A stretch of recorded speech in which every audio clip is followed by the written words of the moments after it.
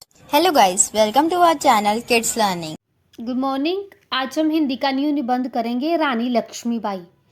पहले हमने लाइनों में किया, आज हम पैराग्राफ में करेंगे। Now let's start. Rani Lakshmibai, जिन्हें झांसी की रानी के रूप में भी जाना जाता है। रानी लक्ष्मीबाई भारत की एक महान वीरांगना थी। उनका जन्म 19 नवंबर 1835 को काशी नगरी में एक मराठा ब्राह्मण परिवार में हुआ था। रानी लक्ष्मीबाई के पिताजी का नाम मोरोपंत तांबे और माताजी का नाम भागीरथी बाई था। रानी लक्ष्मीबाई का असली नाम मणिकर्णिका था और सभी उन्हें प्यार से मनु कहते थे। रानी लक्ष्मीबाई जी की माताजी धार्मिक विचारों और कार्यों की महिला थी। रानी लक्ष्मीबाई बचपन से ही युद्ध कला में निपुण थी। ये नानाजी पेशवा राव की मुंह बोली बहन थी।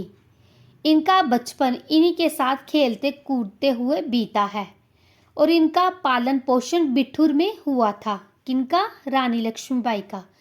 बचपन से ही रानी लक्ष्मीबाई के माता का देहांत हो गया, जिसकी वजह से उनका जीवन वीर योद्धा पुरुषों के बीच बीता और उन्होंने घुड़सवारी और युद्ध कला की शिक्षा प्राप्त की।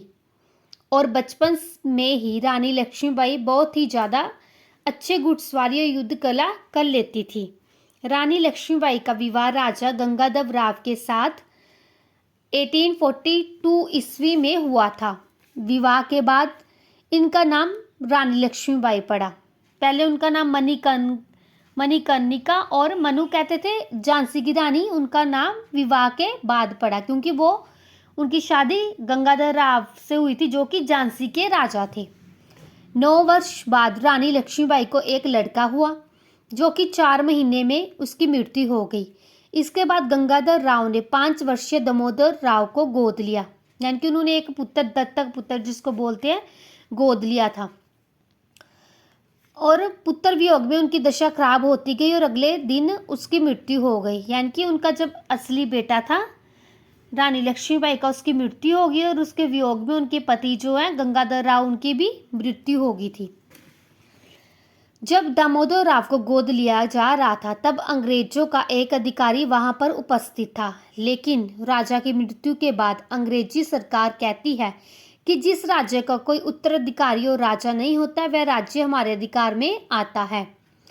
यानी कि जिस समय उनके पुत्र की मृत्यु हुई, उस समय क्या था कि अंग्रेज जिस राजा के कोई औलाद नहीं होती थी अपनी, उस राज्य को अपने राज्य में मिला लेते थे। अब राजा की भी डेथ हो गई थी और उनके जो पुत्र हैं उनकी भी डेथ हो गई थी। और जो दामोदर राव उन्होंने गोद लिया हुआ था, जिसको वो अपना अंग्रेजी सरकार है झांसी का उत्तराधिकारी नहीं मानते थे, क्योंकि वो उनका अपना पुत्र नहीं था। जब अंग्रेजों ने रानी लक्ष्मीबाई को झांसी छोड़कर जाने के लिए कहा, तो रानी लक्ष्मीबाई ने साफ शब्दों में उन्हें कह दिया कि झांसी मेरी है और मैं इसे अपने प्राण रहते कभी नहीं छोड़ सकती।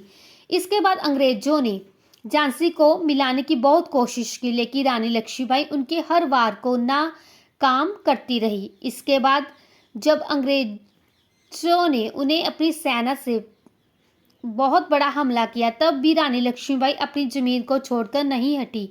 वह डटकर अंग्रेजों का सामना किया। अंग्रेजों ने रानी लक्ष्मीबाई को कमजोर समझा, लेकिन रानी लक्ष्मीबाई ने अंग्रेजों के दांत खट्टे कर दिए, यानी कि उन्हें बुरी तरह हरा दिया था। रानी लक्ष्मीबाई युद्ध के मैदान में अपने घोड़े की लगाम को अपने दांतों में दबाकर दोनों हाथों में तलवार लेकर अंग्रेजों के सिर धड़ से अलग कर रही थी। और एक समय बाद उसका घोड़ा भी घायल हो गया और उसने युद्ध में वीरगति को प्राप्त की। रानी लक्ष्मीबाई के घोड़े की भी युद्ध में मृत्यु हो गई थी। रानी लक्ष्मीबाई के पास 3 घोड़े भी थे, जिनका नाम सारंगी, बादल और पवन था। रानी लक्ष्मीबाई की कमर पर एक राइफल की गोली लगी थी, जिसमें से लगातार खून बह रहा था। उनके सिर पर भी भारी चोट लगी थी, जिसके कारण उनके सिर पर से लगातार खून बह रहा था। इसके कारण मैं अपनी आंखें खोल नहीं पा रही थी, क्योंकि उनके सिर पर और कमर पे गोली लगी थी और सिर पर भी चोट लगी थी। इसके बाद उनके सेना के कुछ जवानों ने उन्हें पास के एक मंदिर में ले गए। यहाँ एक पुजारी ने रानी लक्ष्मीबाई के सूखे होठों पर गंगा जल का पानी रखा और दूसरी तरफ अंग्रेज झांसी के सभी सेनाओं को खत्म करते हुए आगे बढ़ रहे थे। उन्होंने सैनिकों से कहा कि मेरे शरीर को अंग्रेजों तक ना पहुंच सके या मेरा शरीर अंग्रेजों को नहीं मिलना चाहिए। ये उनके आखिरी शब्द थे कि मेरा शरीर अंग्रेज जो है मेरे शरीर को ना पकड़ सके। ये वर्ड कह के उनकी मृत्यु हो गई। उसके बाद रानी लक्ष्मीबाई वीर गति को प्राप्त हुई और सैनिकों ने पास में रखे सभी लकड़ियों को इकट्ठा किया और रानी लक्ष्मीबाई का अंतिम संस्कार किया। रानी लक्ष्मीबाई सभी स्त्री जाति के लिए एक प्रेरणा है। उन्होंने अपने देश के लिए बहुत बड़ी कुर्बानी दी और हमें उनकी वीरता से कुछ सीखना चाहिए। ठीक है, ये निबंध इम्पोर्टेंट है रानी लक्ष्मीबाई का।